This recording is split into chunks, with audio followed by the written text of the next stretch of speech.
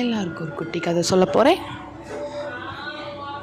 அழகான கதை, எல்லாருக்கும் பிடிக்கும்.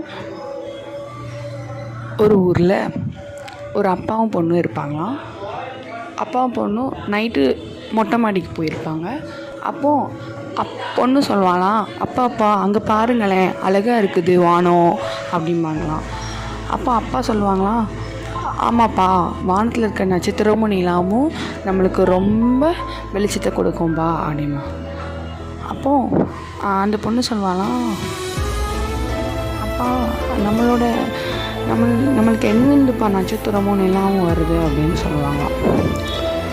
அப்பா சொல்லுவாராம், இயற்கைப்பா அது அப்படின்னு சொல்லிடுவாராம். உடனே அதுக்கப்புறம் அப்பா இன்னொன்று சொல்லுவாராம், அதோ பாரு நட்சத்திரம், அதில் இருக்குது பாரு 2, அது நீ ஒன்று நான் ஒன்று அப்படின்னு சொல்லுவாங்க. அப்படியே அந்த பிள்ளைக்கு ஒரு கதை சொல்லிக்கிட்டே இருப்பாராம்.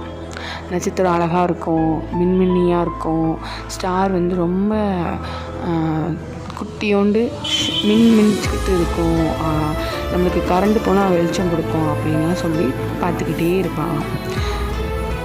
உடனே அவங்க அப்பா சொல்வாரா, நீனும் ஒரு காலத்தில் வந்து வளர்ந்து அந்த விண்மினி போய் இது பண்ணணும் அப்படின்னு சொல்லுவாராம்.